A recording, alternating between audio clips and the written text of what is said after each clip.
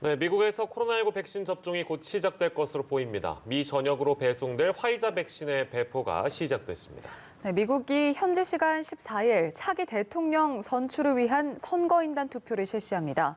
선거인단 투표 역시 조 바이든 당선인의 승리를 확인하는 결과가 될 것이라는 관측이 지배적입니다. 밤사이 들어온 글로벌 뉴스 김지수 기자와 살펴보겠습니다. 어서 오십시오. 안녕하세요. 네, 미국 당국이 주말 사이에 화이자 백신 접종에 필요한 심사를 일사천리로 진행했습니다. 현재까지 상황 전해주시죠. 네, 이제 우리의 질병관리청에 해당하는 미국 질병통제예방센터 CDC가 자문위원회에서 결정한 화이자 백신의 사용 권고를 받아들였습니다. 미국에서 백신의 긴급 사용을 허가하려면 식품의약국인 FDA와 CDC로부터 심사받아야 하는데 최종 승인의 열쇠를 쥔 CDC가 자문위원회의 백신 사용 권고를 수용해 모든 심사 절차가 마무리된 겁니다. 이에 따라 화이자의 미시간주 공장에서 생산된 백신을 전국에 배포하기 위한 수송 작업이 시작됐습니다. 290만 명에게 투여할 수 있는 이들 첫 백신은 16일까지 미 전역에 배포되며 이르면 14일 첫 접종이 이뤄질 것이라는 관측이 나오고 있습니다. 네, 계획대로라면 미국에서 14일부터 코로나19 접종이 시작될 거라는 전망이네요. 네, 이제 스티븐 한 식품의약국 FDA 국장은 이르면 14일 백신이 처음으로 투여될 수 있을 것이라고 밝혔습니다. 1차로 배포된 백신은 290만 명에게 투여할 수 있는 분량으로 각 주별 결정 사항이긴 하지만 의사와 간호사 등 보건의료 종사자 또 요양원 거주자와 직원이 우선 접종이 될 것으로 보입니다. 이들 백신은 영하 70도에서 보관될 수 있는 유통센터로 배달되고 3주 안에 투여될 수 있도록 주별로 지정한 백신 접종소로 옮겨집니다. 몬셰프 슬라이 백악관 백신 개발 책임자는 내년 1분기, 그러니까 내년 3월까지 1억 명의 미국인이 백신을 접종할 것으로 예상했습니다. 그러면서 연말까지 2천만 명이 접종할 수 있는 양의 백신을 미 전역에 배포할 계획이라고 밝혔습니다. 배포가 시작된 화이자 백신과 이달 중 사용 승인이 날 것으로 예상되는 모더나의 백신 배포 물량을 합친 겁니다. 백신 개발 최고 책임자인 또 미국이 집단 면역을 형성하려면 75에서 80%가 면역력을 가져야 한다면서 내년 5, 6월에 이 지점에 도달하길 희망한다고 말했습니다. 특히 대부분의 미국인이 백신을 맞기로 결정하는 게 중요하다고 강조했습니다. 이 같은 발언은 각종 여론조사에서 백신 접종에 부정적인 응답을 한 미국인이 적지 않은 것이라는 사실을 염두에 둔 것으로 해석됩니다. 한편 트럼프 대통령과 펜스 부통령, 그 외 행정부 고위 당국자들이 14일부터 백신을 접종할 예정이라는 외신 보도들이 나오고 있습니다. 백악관의 핵심 인사들과 정부 부처의 핵심 당국자들은 앞으로 10일 안에 백신을 접종하게 될 것이라는 전언입니다. 미국의 백신 접종은 지난 1월 20일 첫 확진자 발생 이후 11개월, 또 대유행이 시작된 3월 중순 이후 9개월 만입니다. 코로나19 발생 상황을 살펴보면 전 세계에서 발생한 신규 확진자는 50만여 명입니다. 월드오미터 기준으로 전 세계 누적 확진자는 7,260만 명에 육박합니다. 누적 사망자는 160만 명을 넘어섰습니다. 국가별 누적 사망자는 미국이 30만 6천 명으로 가장 많고 브라질, 인도, 멕시코가 뒤를 이었습니다. 멕시코 다음으로 누적 사망자가 많은 곳은 이탈리아, 영국, 프랑스 등으로 유럽에서 피해가 크다는 걸 알 수 있습니다.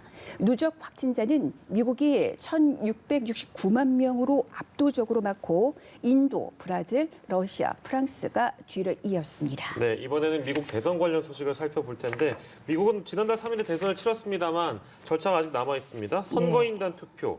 현지 시간 14일에 또 한 번 이 절차를 진행한다고요? 네, 이제 미국 대선은 우리와 달리 이제 간접 선거 방식을 채택해서 이런 일들이 생기고 있는데요. 지난달 3일 대선일 투표에는 대통령이 아니라 대통령을 선출할 각 주의 선거인단을 뽑았습니다. 이렇게 선반된 선거인단이 14일 투표하게 됩니다. 선거인단은 모두 538명입니다. 상원 100명과 하원 435명 의원 수에다가 워싱턴 DC 선거인단 3명을 합친 수치입니다. 주별 선거인단 규모는 주로 인구에 대비해서 비례해서 결정하게 됩니다. 선거인단은 승자 독식 방식으로 배정됩니다. 주별 득표율에 따라 후보별로 선거인단을 나누는 게 아니라 한 표라도 많이 득표한 후보에게 그 주에 할당된 선거인단을 모두 몰아주는 겁니다. 다만 메인과 네브래스카 2개 주는 예외입니다. 과거 대선 때 선거인단 투표는 주목을 끄는 행사가 아니었지만 올해는 트럼프 대통령이 불복하는 바람에 합법적 승자 확정의 중요한 단계로 여겨집니다. 주별 투표 결과는 언론을 통해 취합된 뒤 당일 보도됩니다. 이날 투표를 하고 나면 어느 후보가 몇 명의 선거인단을 최종적으로 확보했는지 사실상 확정된다는 겁니다.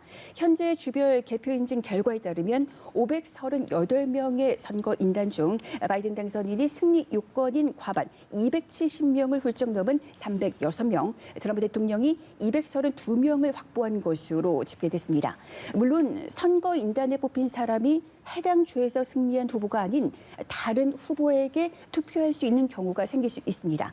이른바 신의가 없는 선거인입니다. 하지만 이 경우에도 선거 결과를 뒤바꿀 정도는 되지 못합니다. 선거인단 투표가 끝나면 미 연방의회는 내년 1월 6일 상하원 합동회의를 열어서 이 결과를 인증하는 동시에 승자를 확정합니다. 그로부터 2주일 뒤인 1월 20일 취임식을 거쳐 새로운 대통령이 법적으로 탄생하게 됩니다. 네, 이런 가운데 또 트럼프 대통령으로서는 어떻게 보면 마지막 희망으로 여겼던 연방 대법원에서조차 대선 불복 소송이 기각이 됐습니다. 그런데도 이 트럼프 대통령이 불복 의사를 거듭 밝혔다고요? 네, 이제 트럼프 대통령이 폭스뉴스와의 인터뷰에서 바이든 당선인의 승리로 귀결된 대선 결과를 끝까지 물고 늘어질 것임을 분명히 했습니다.